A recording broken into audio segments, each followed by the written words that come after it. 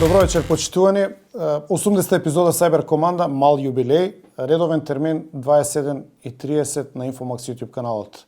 Како што веќе можам да забележам, поминавме 30.000 сабскрајбери на каналот. Ако досега не сте го направиле тоа, еве една добра можност да бидете тие што ќе бидат од 30 до 40.000 во каналот. Одиме напред. Тоа ми се допаѓа, вие го поддржувате каналот, се почесто се приклучувате, гледате.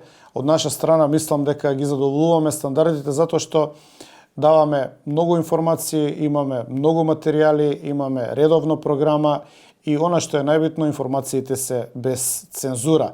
Добивате она што се случува искоментирано, многу често она што се случува што е сокриено го вадиме на површина, значи информациите за тоа што прават кога ги трошат вашите пари, кога се кријат, кога не ни објавуваат што потрошиле во странство, кога се луксузираат, кога менуваат закони за да ги сокријат своите траги и така натаму. Значи, постојано во една офанзива, во една динамика која што е напорна, меѓутоа е од наша страна прифатена, затоа што на овој начин создаваме и материјал кој што е за вас корисен.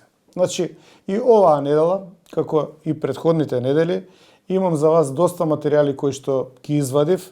Се разбира, вие добро знаете дека најголеми победници во негативна смисла оваа недела беа ПК-та кој што и понатака се обидува да се објасни дека е битно за државата, дека е пратеник и неговите трошоци дека се оправдани.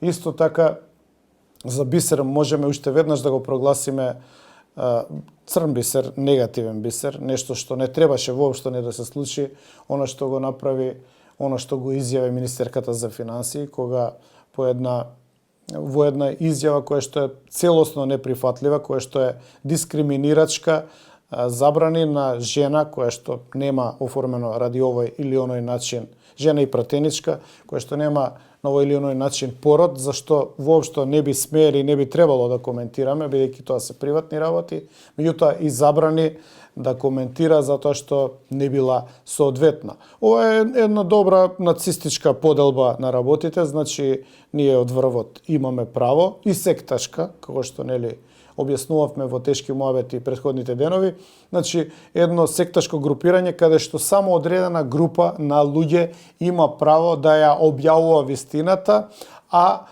оние што се субјекти, односно делови од системот, шрафови во системот, немаат право на ништо друго, освен да ја примат пораката и да ја почитуваат и да наведнат глава. Инаку ќе ги снајде, се разбира, кој знае што, затоа што они ги имаат алатките во своите раце. Така што, велам, собравме доста материјали, предпоставам дека нема да успеам се од ова што ми е издвоено во фолдерот, што сакав да ви го прикажам, бидејќи би била предолга епизодата, но ќе извадиме делчиња кои што може да илустрираат трагедијата на ова наша живеачка, кои што може да приближат колку сме ние на погрешна патека, додека врховните лидери објавуваат дека економијата цвета, дека сме први во Европа, први во светот, влијателни, се измешавме со главните играчи во Америка, еве сега и во Турција. Нашите ставови се толку многу битни што сите коментираат за нашето учество на овој или на овој начин во носењето на резолуциите во Генералното собрание на Обединетите нации и така натаму. Значи, очигледен е обидот од власта да се представи дека нешто паметно прави, меѓутоа, начинот на кој што го прави, она што го произведуваат како материјал и она кое што ние го имаме и го нудиме на разглед, на една, да речеме, површна анализа, не треба многу човек да влегува во овие работи, за да свати дека луѓето појма немаат кај се наоѓаат, дека се работи за целосна импровизација и неупатеност, дека се работи за глума. Моје лично убедување е дека некој ги учи како да глумат и да остават впечаток на глумци кои што го научиле сценариото, го научиле текстот и да се прават дека нешто добро се случува. Меѓутоа, знаете како, кога ќе излезете надвор кога не сте пред телевизорот и кога ќе се соочите со реалноста, вие гледате дека она што ви се сервира преку телевизиските екрани и она што е реалноста се во многу голема дискрапанца. И така би првото видео кое што ќе го извадам, всушност конфронтацијата помеѓу пратеник од опозицијата и министерката за финансии. Парадигма у однесување како не треба политичар да постапи, посебно ако е на висока државна позиција, посебно ако има барем мал интелектуален капацитет и посебно ако има ориентација у простор и у време. Ова што го слушнав мене многу ме изненади, меѓутоа пак ќе кажам. Славјанка, мене ако ме прашувате, никогаш не требала исто така да биде политичар. Негативната селекција во ова општество, кое што трае со децении, го доведе ова општество каде што сега е.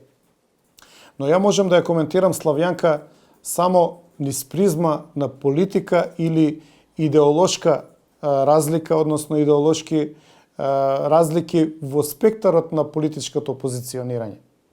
Значи, мене не ме интересира Славјанка дали е мажена, разведена, има деца, нема деца, 30 години, 100 години има. Тоа се работи кои што не се битни и не е дозволено и не е ни културно, нити политички вообичаено да се коментираат кога станува збор за парламент и кога станува збор за вкрстување, односно дебатирање по прашања кои што се битни за народот. Свртувањето на тежиштето кон личните карактеристики, обидот за навреда по линија на некаква дисквалификација покажуваат и говорат многу повеќе за оној што тоа го кажа и покажуваат во каква дупка сме пропаднати. Уште еднаш ќе кажам, нити Славјанка, нити пак според све она што го гледаме, сегашнава министерка за финансии не треба се занимаваат со политика. Славјанка затоа што мислам дека народот рече, кажа што мисли за нив на 8 мај, но сепак народот имаше еден оптимизам, Македонија беше најавено дека е повторно негова, дека ќе биде повторно горда и ги донесе овие на власт. Они па да ми ти биле другарчиња уште од времето кога Мицко беше во електрани на Македонија или каде и да беше во структурата на енергетскиот систем од каде што учеше како да се трошат државни пари, па затоа погледајте епизодата од четврток на тешки моменти каде што се извадени вака доста сметки кои што не асоцираат нити на домаќинско работење, нити пак на многу голема грижа за народот, а покажуваат една својственост, една способност да се раскрчмат државните пари и да се молчи за тоа, да се сокрие. Па ние извадивме дел од тие сметки на површина и би било убаво да видите за какви ликови се работи, кога ви продаваат басми дека јајцињата биле мали или големи, цените не биле големи, сте требале да шетате у 10 дуќани за да најдете она што ви треба, па и да не јадете многу. Мислам, ако живеете од воздух, сигурно дека нема да ви биде скап животот во оваа држава, во нивната северна држава, затоа што кога има лани кампања, ниту еднаш не ја спомнаа северна, ниту еднаш не спомнаа дека тоа било вообичаено и дека Преспанскиот бил гениален. Знаете, се сеќавате како почна после 8 мај да беседи Мицко. Но еве да влеземе веќе во материјалите со Господ напред, да чуете што е нормално во политичките дискусии на македонската политичка сцена во парламентот на Северна Македонија.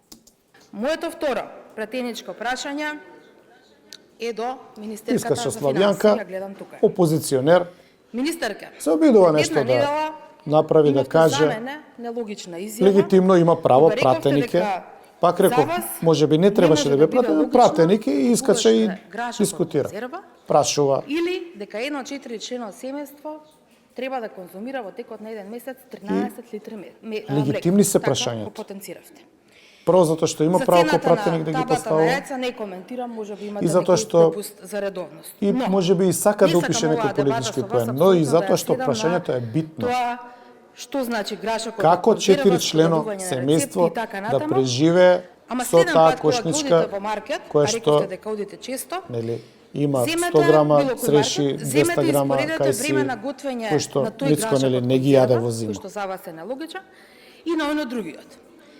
Тогаш И она си може прашува. би на вас не ви е важно, ама за едно просечно македонско семејство е важно колку време ќе биде вклучен шпоретот. Просечно Дали 10, семејство кое што 15, нема 20, функционерска 30 минути, плата, така натаму. да појасним. Подеднакво важно, како што за една мајка е важно дали ќе може во текот на цел месец на своите деца да им дава по една чаша млеко.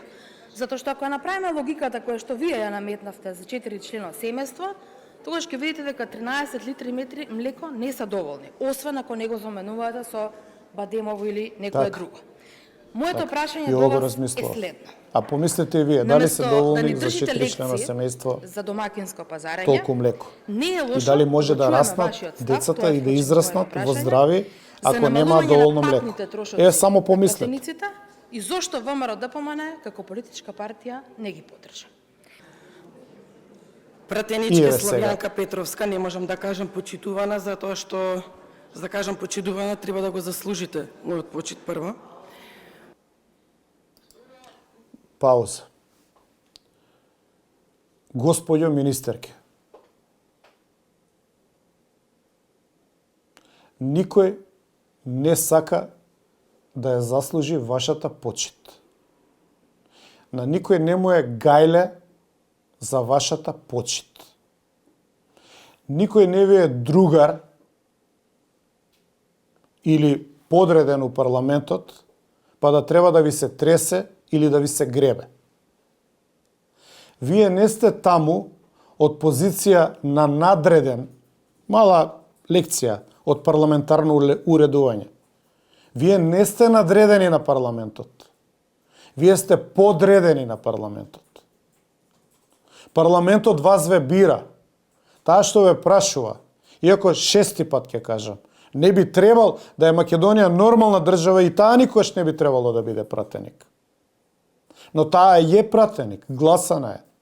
А тие што се гласани од народот, после вас ве гласаат да бидете министри и да уживате во привилегии, во плати по 3-4 евра, и трошоци, и расходи, и кафански сметки, како што видовме во четвртокот во тешки муавети. Се надевам дека тоа ќе биде издвоено и во рилсови. Тоа треба да биде издвоено, да видите што трошеле. Од парите во Елем, кај беше Мицко таму директор? Кај се заучуваше за трговија со струја? Кај ги праеше врските со странство? Со вас. Значи, министерке, никој не ви е дужен на вас за никаква почит. Ами вие сте дужни на пратениците да им одговарате што и да ве прашаат. Они имаат право да прашаат. Таа седница е за пратенички прашања, а вие сте таму тие што треба да одговорите. И немојте да мислите дека сте многу битни. Вие сте променливи. Вие засега во оваа една реченица не оставате впечаток нити дека знаете кај се наоѓате, нити дека знаете што значи општо, нормално, човечко, културно и цивилизирано однесување. Вие оставате печаток на една надмена, арогантна, цинична особа, која што мисли дека со тоа што е блиска со Мицковски, може да штрбне малку од тој синдром на Господ од него. Секој еден нареден збор што ќе го направите, сега ќе продолжиме уште 2 минути ова видео, само го потврдува ова, дека нити знаете кај се наоѓате, нити имате сочувство кон народот на кој што треба да му служите. Ево уште една мала бесплатна едукација за вас. Министер значи служител. Вие не сте од кралско семејство. Македонија не е монархија. Вие не се наоѓате нити над пратениците, нити над народот. Вие сте избрани само во овој систем, како што е уредена државата, да бидете на извршна позиција, да ги работите за кои што сте задолжени, за кои што работи, за кои што сте задолжени, не оставате впечаток дека знаете како да ги работите. Мене не ми оставате и не ми давате никаква сигурност дека оваа држава е во добри раце, дека оваа држава има перспектива, дека економијата добро ќе се развива, а дека влезот и излезот на финансиите, кои што вие го контролирате во вашето министерство, е соодветен. Може би во моментот, министерке, параметрите се сокриени од вашата гарнитура, работи на тоа како да ги сокрие трагите.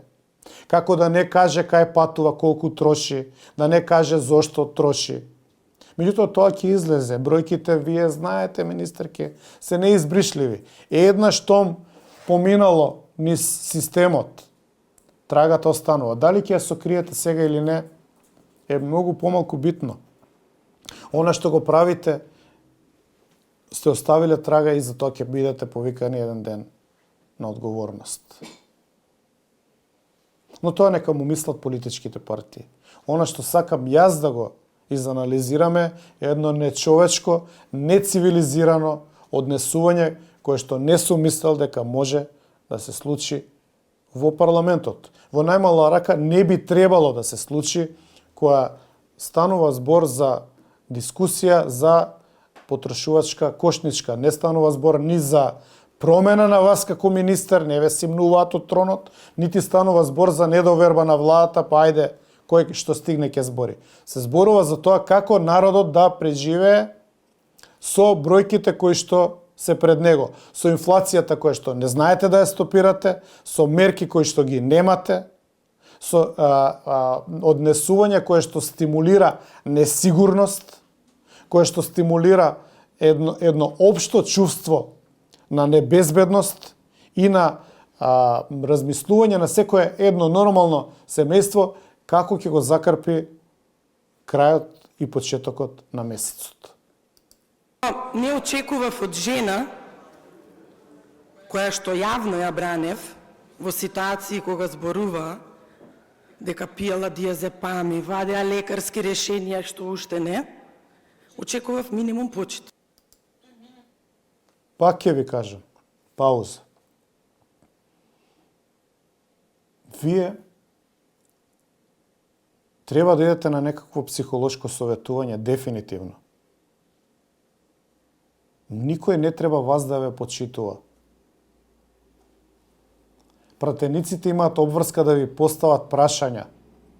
Што е добро и што е лошо да искоментираат и да барате решение како служител како да се подобрат работите.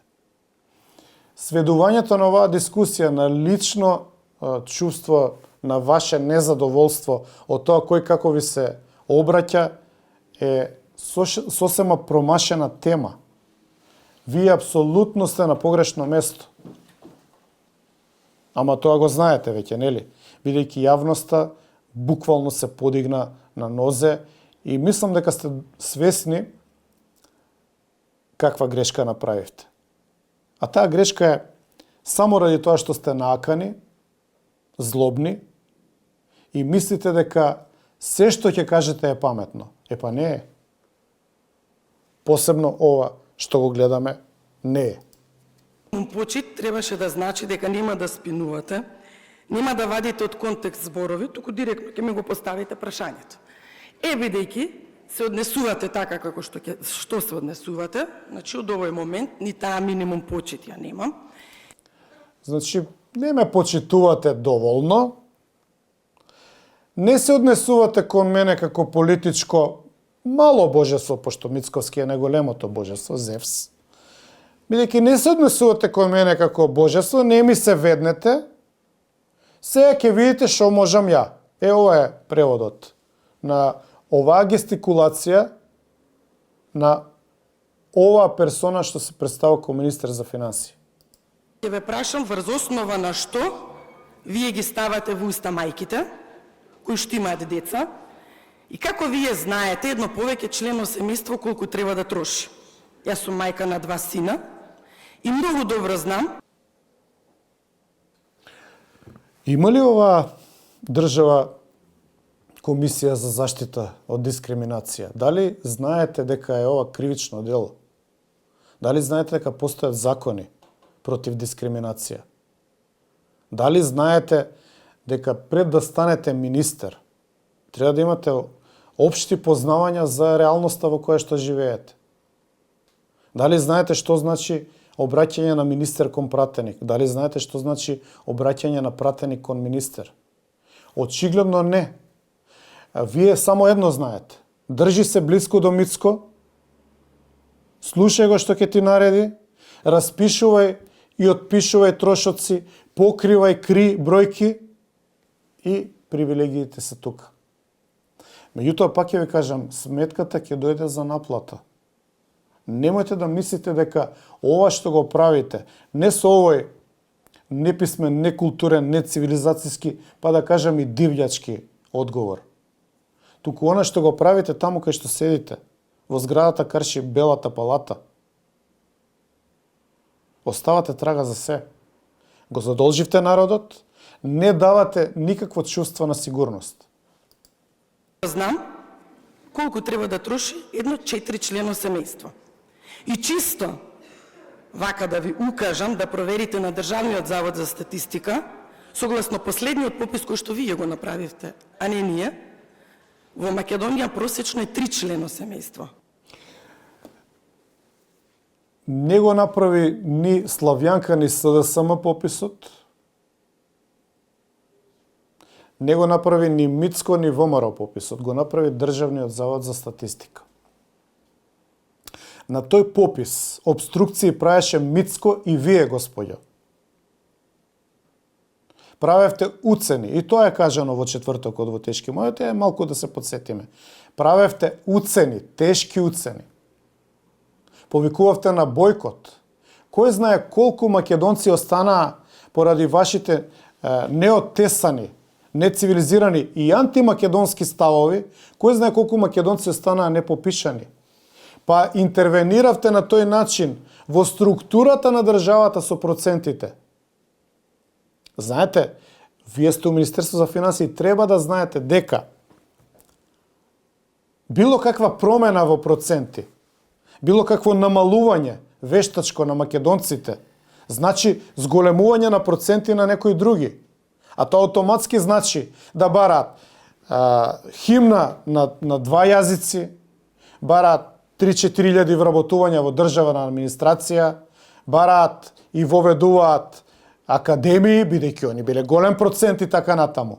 Да не навлегувам во детали што значи тоа вештачко намалување на бројките на македонците со ваш политички пристап во и импликации за иднината на македонците и на државата. Вие сте дел од таа игранка, да не речам предавство.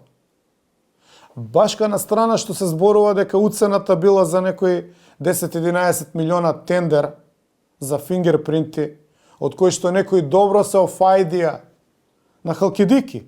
Знаете, има за тоа информации на интернет. И што е разликата од Коте од Руља и вас?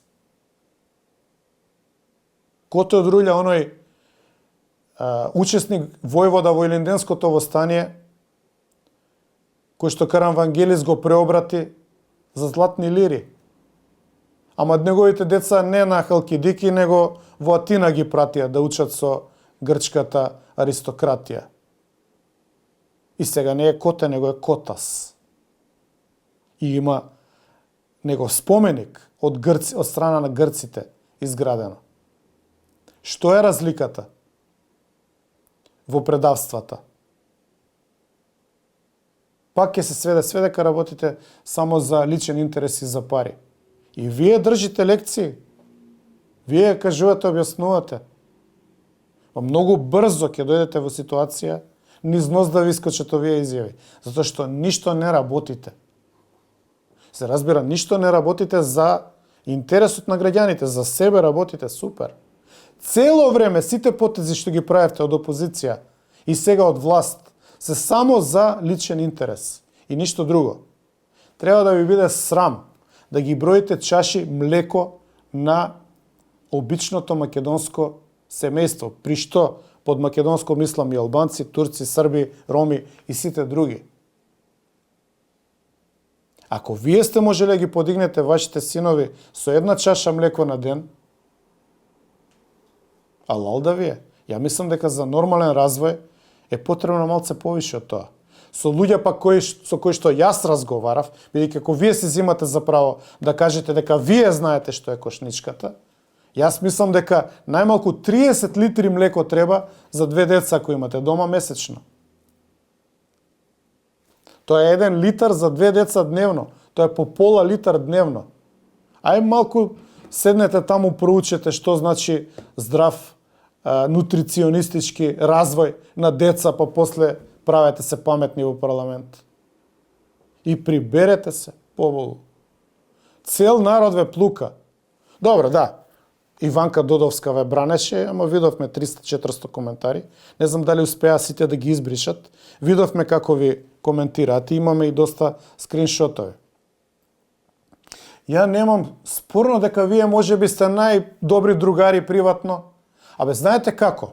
Елитата кој ќе се собере, која што има лагоден живот, која што има плати по 3, 4, 5 илјади евра, која што ги контролира финансиските техови и судбината на целата држава. Па они супер си се. Едни си се пратеници, други се министри, трети функционери, четврти амбасадори. Ја немам спорно дека меѓу вас се поштувате многу, дека ви е многу убаво кои идете на коктели, кои идете по вечери, по елитни ресторани, кои што ги плаќа сметките народот. Па вие сте си супер. Чудно би било меѓу себе да се кошкате, да се штипете, да се удирате под маса. Проблемот не е дали вие сте приватно угодна особа и пристојна. Нели, кога ќе се сретнете таму на врвот, во дворот, на високо, кај што нема присуство од обичен, не обичниот свет што само за 8 мај е потребен за гласање. Сигурно сте многу добри, насмејани, позитивни. Ама вратете се во реалноста. А не 4. Моето е 4 члена семејство. Во однос на грашокот, и јас сакам да купам од конзерва, ама не сум сама, 4 члени сме, па мораме да одиме во еден од најефтините маркети и да купиме замрзнат грашок. Дали мислите дека некој ви верува за грашокот? Дали мислите дека ви верува некој дека одите у маркет и купувате најефтин грашок? Немојте ве молам, не се брукајте. И тоа беше коментарот, а не да купуваме грашоци кои што се поскапи од 100 денари, во иста грамажа, како и оние замрзнатите, кои што се многу помалку од тие 100 денари. Истото, значи, беше искоментирано и во однос на литрите млеко. Некој семејство може троши 18 литри млеко. Меѓутоа има и такво кое што не пие. Бадемовото вас ќе ве го остам, вас ви треба, не на мене. Во однос на патните трошоци, ќе кажам дека патните трошоци, колку што знам, се исти за сите пратеници тука. Пак ли ќе се главите за патните трошоци? За Бадемовото нема да коментирам, затоа што е стварно дегутантно. Пак ли за патните трошоци ќе се главите? Не ли ви е срам? Само тоа ќе прашам. Не ли ви е срам? Имате плати и приходи кои што се граничат со 10 пати минимална плата. Значи 10 на 1.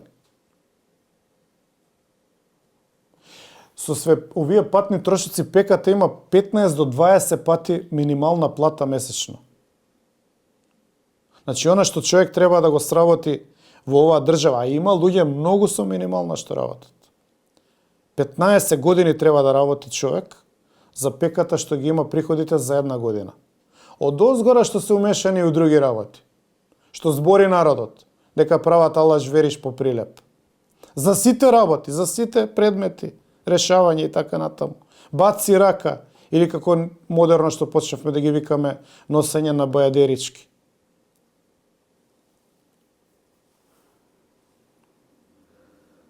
Вие да бевте заинтересирани за тоа како живее народот.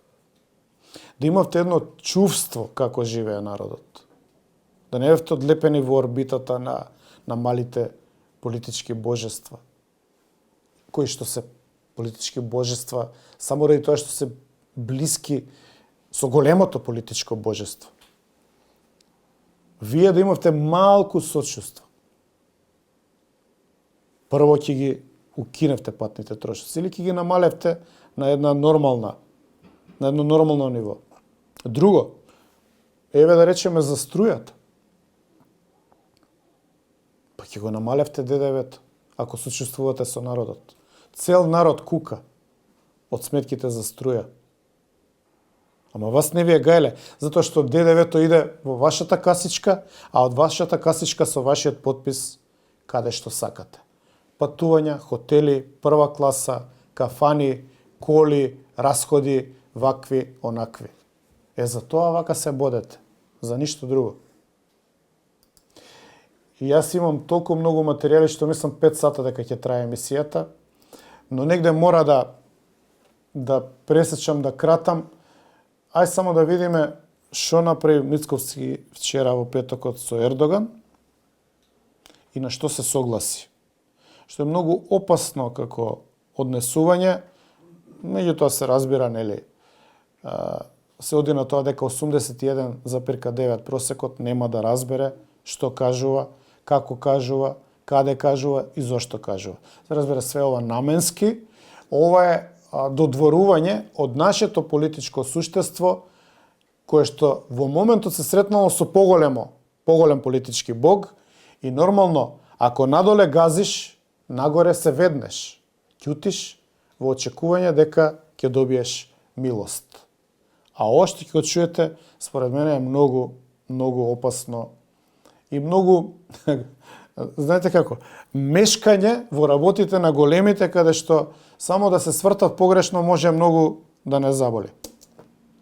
Најзначајно, она што ги врзува двете земји е турците кои што живеат и нивната заедница во Северна Македонија.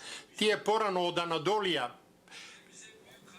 мигрирале и дошле во Северна Македонија на таа географија и тие формирале своји културни темели кои што не врзуваат заедно со нас. Мала исправка за господин Ердоган, пошто ја немам потреба да бидам политички коректен, зашто не се занимавам со политика, туку коментирам. Турците не емигрирале, туку биле овдека како освојувачи 500 години. Правеле зулум, потурчувале жени, носеле деца као јаничари. За тоа има барем 1.000.000 докази. Ама нашето политичко божество не сме тоа да писне, да го каже. Не викам дека не треба да имаме добри односи. Не викам дека не треба да имаат своји права, тие што се задржале тука, кои што дошле како освојувачи. Некои работи мора да се кажат такви какви што се. Нема розови на очари. Пред поробувањето на Македонија, онаа цела Македонија, овдека немало џамии. Немало џамии. Да, Мицковски му однесе поклон слика со џамија на Ердоган. Па нели бе, господине Мицковски, одвоена религијата од државата?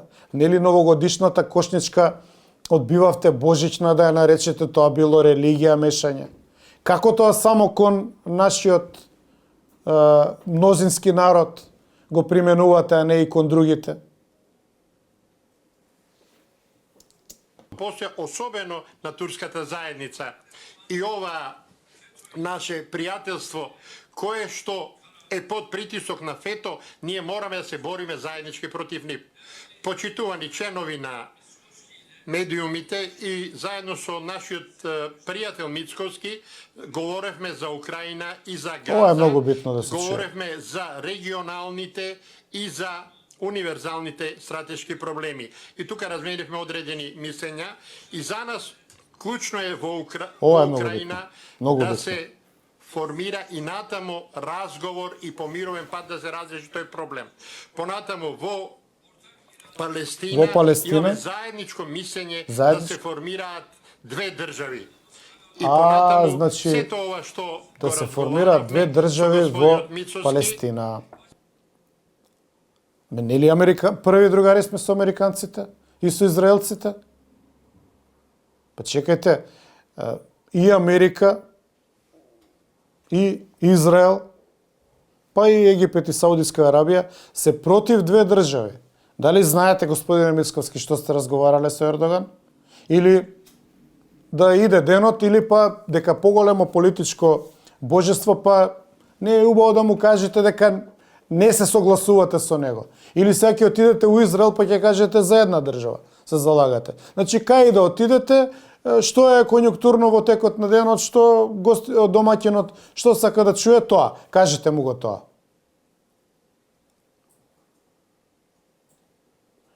Две држави, предлогот на Ердоган, ако не сте знаеле, е да се оформи палестинска држава во Израел. Тоа Израел никогаш нема да го дозволи, ани американците. Овие вашите Мич, Рич, Гренел, што ги кажувате, другарчиња со кои што се дружите, Бонџино, Монџино, први ваши другари. Ај, прашајте ги што мислат на оваа тема. Или мислите дека Турција е далеку од Америка, па нема да чујат? Тоа можело во 19 век, па депеша, па док да стигне писмото и така натаму. Сега стига во истиот момент. Ова само како пример на импровизациите кои што се прават од македонската надворешна политика и посебно глупостите кои што ги направивме со одвојувањето на нашиот став од Европа по однос на резолуциите за Украина, кои што, by the way, немаат никакво значење. Оние што малку разбираат меѓународно право, малку што го познаваат устројството на Обединетите нации, знаат дека резолуциите што ги носи Генералното собрание немаат никакво значење освен историско втемелување, односно еден пресек на времето. И практично резолуцијата која што ја поднесе Америка, која што беше изменета амандмански и за која што и Америка гласаше воздржано, нас само не одвои од европјаните, иако и за нив имам доста работи да кажувам, но барем ако здраворазумски размислуваме, економијата ни е врзана со Европа и од таа економија живееме. Нас не одвоја од Европа, а не врзаа за Америка во резолуција која што нема никакво значење. Резолуциите на Советот за безбедност се обврзувачки. Откако почна војната во Украина, секоја година се носат резолуции од Генерално собрание, се осудува Русија и така натаму, без никакво значење. Таков е системот на Обединетите нации. Но тоа е пошироко прашање. Тоа е, ако сакаат у владата да им одржам едно предавање, како е устројството на Обединетите нации. Освен што не демаскира и не ставија во една ситуација на опасно навивање, непотребно, опасно приклучување на системи, само ради тоа што Мицко се одушеви од тоа што кажал J.D. Венс на Минхенската безбедносна конференција. Тоа било историски говори, да сме му верувале на збор, за 3 месеци он ќе завршила војната. Многу е опасно кога се ставаат деца во кондори на возрастни. Многу е опасно кога луѓе кои што се искомплексирани цел живот, им го даваш стапот во раце. Тие мафтаат на сите страни. Многу е опасно луѓе кои што цел живот под закрила и грб на други напредувале, кога ќе влезат во позиција да мислат дека се знаат и се може да направат. Многу е опасно кога султанатот во Белата палата е сега султанат во Република Северна Македонија. Ги земаа сите структури под свое и прават се што ќе им текне или како ќе се разбудат на сабајле. Многу е опасно. Државата се претвара во циркус, последиците може да бидат сериозни, ама за сите нас, не само за нив. И во таа насока ќе завршам, иако многу материјали ми останаа неискористени, да не биде предолго, со едно пратеничко прашање, наместено се разбира, од страна на жена која што прв пат ја гледам. Да, не сум имал појма дека постои таков пратеник, затоа што не е пратеник, туку е бројка во системот која што е битна да гласа во системот на Северна. Прашање кое што не е прашање, туку е хвалоспев, ама не искочи господјата министерка за финансии да ја вреѓа, да ја навредува, затоа што знае дека ќе гласаат за неа, па она може 6,5 милиарди да ги троши како што сака. Кој што by the way ги нема, па мора да се задолжиме за да они уживаат, а каматите да ги плаќаме ние. Ама ако ви одговара, во ред. Впрочем, само пред неколку дена и пристигнавте од Соединетите Американски држави и вие присуствувавте на, би рекла, највлијателните настани. Највлијателни. Токму во овој месец. Присуствувавте на Минхенската безбедносна конференција, која што ако треба да го објасниме на оние кои што нема доблест да ја поздрават вашето обраќање таму, е дека е на рангот од прилика како самит на НАТО или пак како генерално собрање на Обединетите нации, ги собира највлијателните политички лидери, впрочем во Германија, и се говори за безбедносната и одбранбена политика. Не сакаа да спомена дека, впрочем, на истата таа сцена имаше обраќање имиот канцелар на Германија, меѓутоа истовремено имаше обраќање и лидерот на Украина, господинот Зеленски. И имаше Зеленски обраќање, имаше Мерц и што? Што со тоа? Ова е пратеник. Ова господја е пратеник. Прв пат ја видов. Се извинувам, господја, не сте биле активни.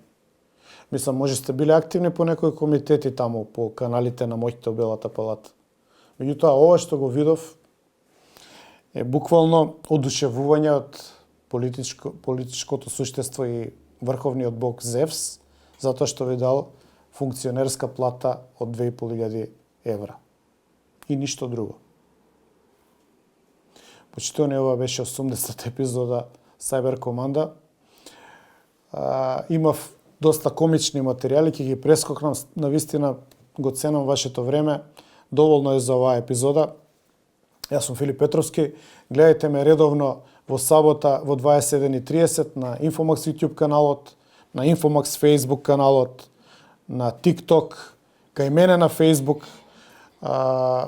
Имаме, често вадиме и рилсови кои што ги сублимираат во кратко овие емисии. Јас сум задоволен и благодарен за вашата поддршка, за вашето присуство на каналите, гледањето, коментарите, пораките што ми ги праќате. Бидете така и во иднина, праќате ги коментарите, сите ваши размислувања се добре дојдени и се разбира, ние остануваме тука да ви ги понудиме информациите без цензура и да ги искоментираме дури кога е забрането да се коментираат, бидејќи, нели, Господ не се коментира, Господ е авторитет. Што ќе каже е догма, мора да се слуша. Шегата на страна, никогаш не заборавајте дека за се што ни се случува, виновни сме ние самите.